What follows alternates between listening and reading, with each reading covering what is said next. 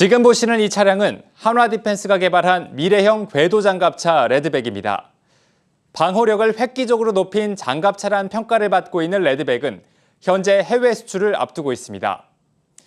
한화시스템은 호주 육군이 발주한 장갑차 수주전에 뛰어들어 미국과 영국을 제치고 독일과 마지막 경쟁을 벌이고 있습니다.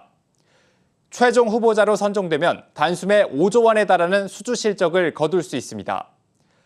현대로템은 K2 흑표 전차의 인도 수출을 노리고 있습니다. 수주에 성공하면 규모만 최대 5조 원에 달할 것으로 예상됩니다. 방산기업 하면 가장 먼저 이런 탱크와 같은 무기를 떠올리실 텐데요. 하지만 방산기업은 최근 기존 무기 사업에 더해 신사업 진출에 열을 올리고 있습니다. 도심항공 모빌리티 UAM부터 블록체인 인공지능에 이르기까지 방산기업 맞나 싶을 정도로 새로운 사업들을 전면에 내세우고 있습니다.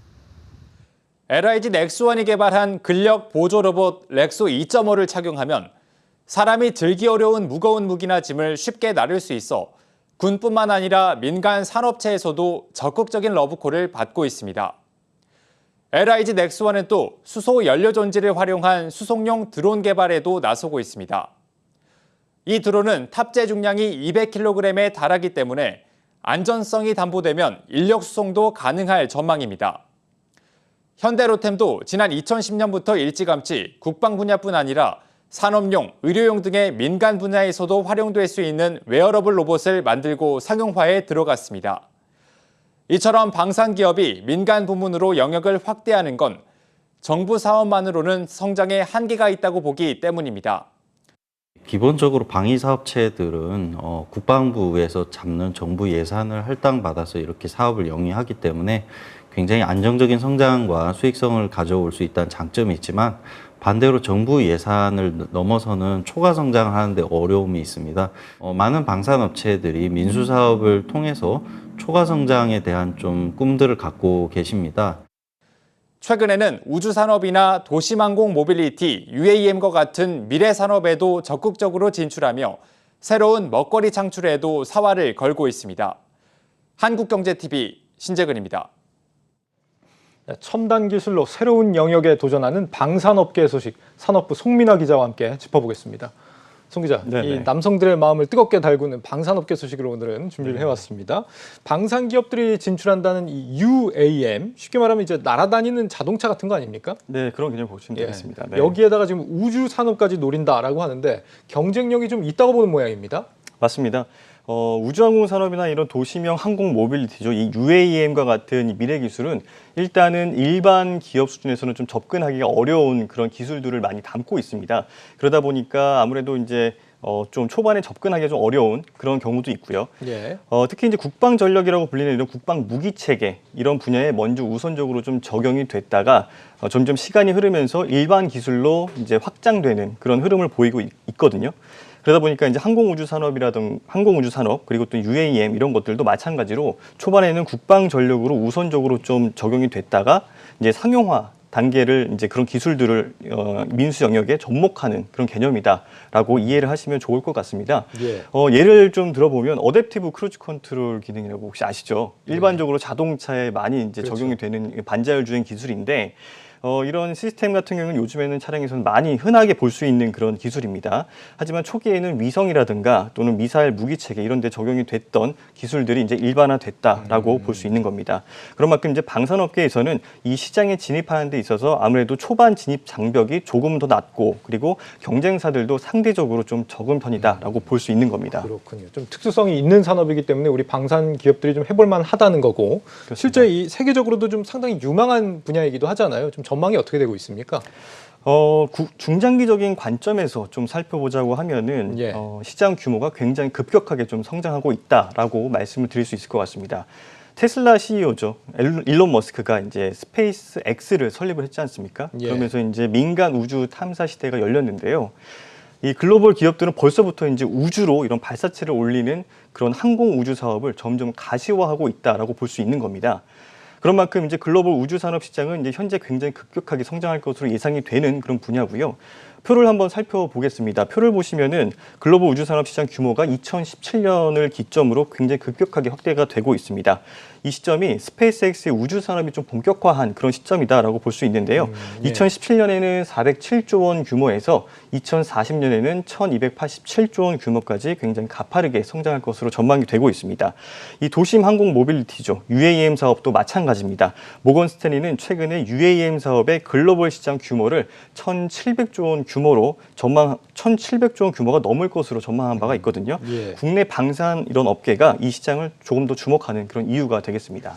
그렇다면 좀 구체적으로 한번 살펴보겠습니다. 대표적으로 지금 한화가 이 시장에 뛰어들고 있잖아요. 맞습니다. 예. 설명해 주시죠. 네, 한화 같은 경우에는 한화그룹은 이제 방산 계열사들을 굉장히 많이 보유한 그런 그룹으로도 기업으로도 유명한데요. 예. 우선 한화 시스템을 한번 살펴보자면 지난 2019년도에 UAM 시장 진출을 선언을 했습니다. 지난해 2월부터는 미국 오버에어사와 함께 이 에어 모빌리티 기체인 버터플라이를 공동으로 개발하고 있는데요. 한화 시스템은 이제 최종적으로는 2024년까지 기체 개발을 다 마친다라는 계획을 내놨고요. 2025년도에는 서울과 김포를 잇는 노선에서 이런 시범 운행을 시작한다라는 그런 구체적인 계획안까지 내놨습니다. 한화 시스템은 또 글로벌 우주 인터넷 기업인 원웹에 우리 돈으로 약 3,450억 원을 투자했다라고 밝히기도 했습니다. 또 다른 방산 계열사인 한화 에어로스페이스도 한번 살펴보겠습니다. 최근에 위성 시스템 개발 업체인 세트랙아이의 지분을 인수를 했다. 그리고 위성 분야 기술을 확보한 것으로 이렇게 전해지고 있는데요. 지분은 약 30% 정도 수준 인수한 것으로 알려졌습니다. 그러면서 이제 한화의 우주 사업 그 컨트롤 타워인 스페이스 허브를 출범을 했는데요. 초대 스페이스 허브 팀의 팀장은 이 김승현 한화그룹 회장의 장남이죠. 김동관 한화솔루션 사장이 맡게 됐습니다. 김 사장은 이제 누군가는 해야 하는 그런 우주 산업이다라고 말을 하면서 사회적 책임을 다한다라는 자세로 개발에 몰두하겠다라고 그런 포부를 밝히기도 했습니다. 네, 확실히 뭐 요즘에 이제 한화 에어로스페이스 주가를 보면은 투자자들 기대가 상당한 것 같다 이런 생각이 듭니다. 맞습니다. 이 한국 항공 우주 산업 카이의 경우도 이 분야 진출을 지금 준비를 하고 있는데 인재 확보가 한창이라고요. 그렇습니다. 아무래도 이제 미래 산업을 조금 더 성장을 시키려면 이 기술을 잘 끌고 갈 수 있는 인재 확보가 중요한데 이 인재 확보라는 게 그렇게 쉽지만은 않습니다. 이 분야가 예. 이렇게 뭐 널리 일반화된 그런 분야가 아니기 때문에 그래서 카이는 이 UAM과 또 유무인 복합 체계 그리고 위성 발사체 또 항공 전자 시뮬레이션 등 5개의 미래 사업 분야에서 대거 핵심 인재 채용에 나섰습니다. 카이는 이제 전투기와 헬기 또 무인기와 같은 그런 다양한 항공기 개발 노하우를 보유하고 있는 기업인데요. UAM 분야 비행체 개발에서 가장 앞서 있다라는 평가를 받기도 하거든요.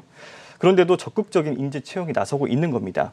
카이는 이를 바탕으로 이제 300조 원 규모의 우주 서비스 시장 진출을 위한 뉴 스페이스 밸류 체인을 구축하겠다라고 밝혔는데요. 이와 관련된 인터뷰 함께 살펴보겠습니다. 예.